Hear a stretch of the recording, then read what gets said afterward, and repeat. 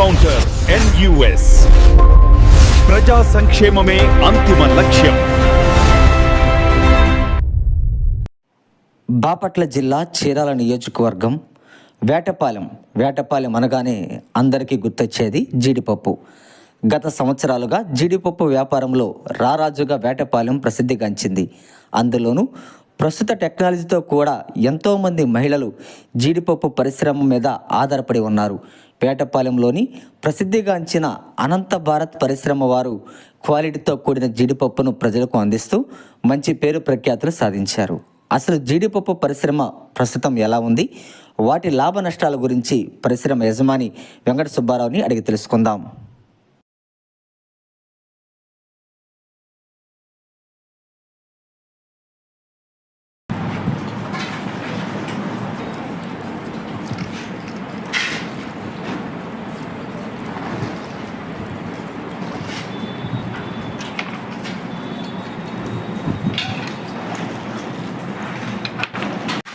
వేటపాలెంలో జీడిపప్పు పరిశ్రమ అనేది 150 సంవత్సరాల క్రితం బకింగ్హామ్ కెనాల్ బేసిక్ చేసుకొని సంతరావూరులో దాని తాలూకు బకింగ్హామ్ కెనాల్ తాలూకు పోర్ట్ ఉండేది అప్పట్లో.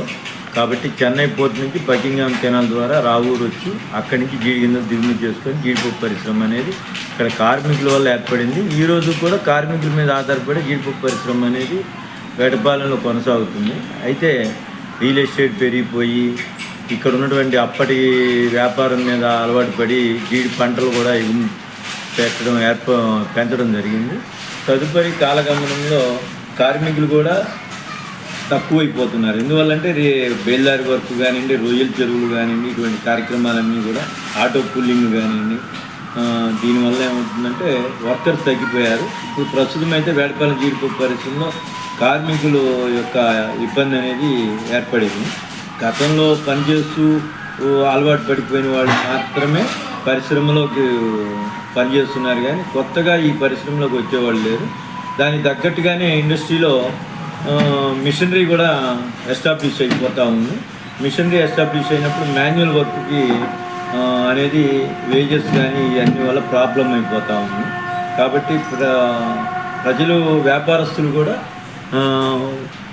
ఈ యొక్క మిషనరీ ఎస్టాబ్లిష్మెంట్ అనేది చేసి దాని వైపు చేస్తున్నారు. అయితే జీడిపప్పు పరిశ్రమలో ఒక చిన్న లోపం ఉంది. మిషనరీ ఏర్పాటు చేసి పప్పు మీద ఉన్నటువంటి పొట్టుని షెల్లింగ్ చేయాలంటే దాన్ని పప్పుని తడపాలి. తడిపినందువలన దానిలో ఉన్నటువంటి నాణ్యతమైనటువంటి కొద్దిగా క్రస్ట్ అంటారు దాన్ని, ఏంటంటే జీడిపప్పులో ఉన్నటువంటి ప్రోటీన్స్ కొన్ని తగ్గిపోయినందువలన ఆ పప్పు నానబెట్టి రబ్బరు బ్రష్లు పెట్టి కంప్రెషర్ ద్వారా షెల్లింగ్ చేసినప్పుడు మళ్ళీ తిరిగి ఆ పప్పుని గ్రేడ్ చేసి మళ్ళీ హాట్ ఛాంబర్లో పెట్టి మళ్ళీ హీట్ చేసినందువలన దానిలో ఉన్నటువంటి కెమికల్ రియాక్షన్ అనేది తేడా వస్తుంది. దానివల్ల ఈ యొక్క చేతితో ఉన్నటువంటి జీడిపప్పులో ఉన్నటువంటి టేస్టు చాలా బాగుంటుంది. అది మేము ప్రత్యేకంగా చెప్తా ఉన్నాము. అదేవిధంగా ఈ యొక్క మిషనరీలో తయారు చేసిన పప్పు దాని యొక్క నాణ్యత తక్కువైనా కూడా విలువ చౌకగా దొరుకుతున్నందువలన ఈ చేతితో వచ్చే కార్యక్రమం అనేది దాదాపు మరుగున పడే పరిస్థితి ఏర్పడింది. అదేవిధంగా మన పశ్చిమ గోదావరి జిల్లా ఉన్నటువంటి మోరీలో కూడా ఈ యొక్క సిస్టమ్ ఉంది. ఇది కాల్పు ద్వారా తయారు చేసేది. అది కూడా ఇటీవల మిషనరీ వచ్చేసి పీలింగ్ మిషన్స్ అక్కడ కూడా వచ్చేసినాయి. అయితే కాలగమనంలో వేటపాలెం అంటే చేతితో వలిచినటువంటి జీడిపప్పు లభిస్తుంది అనేది ఒక ప్రముఖమైనటువంటి విధి. అయితే కాలగమనంలో అందరూ మిషనరీలో వాడుతున్నారు కాబట్టి కాంపిటీషన్ అయిపోయి బిజినెస్ అనేది, వ్యాపారం అనేది తన ఇబ్బంది పరిస్థితిలో నడుస్తుంది ప్రస్తుతం. ఇంకా సబ్సిడీ అంటే గవర్నమెంట్ ఇటువంటి సబ్సిడీస్ అనేది పాత పరిశ్రమలకు లేవండి. కొత్తగా ఎస్టాబ్లిష్ చేసుకునే వాళ్ళకి ఫుడ్ ప్రాసెసింగ్ యూనిట్స్ కింద సబ్సిడీస్ అయితే ఉన్నవి. ఈ వేటపాలెం గ్రామంలో పంట లేదు ప్రదేశం కాబట్టి ఇక్కడ వ్యాపారం అనేది చేయాలంటే కొద్దిగా కష్టంతో కూడుకున్నటువంటి విషయం అయినందువల్ల నూతన పరిశ్రమల స్థాపన అనేది వేటపాలెంలో జరగట్లేదు.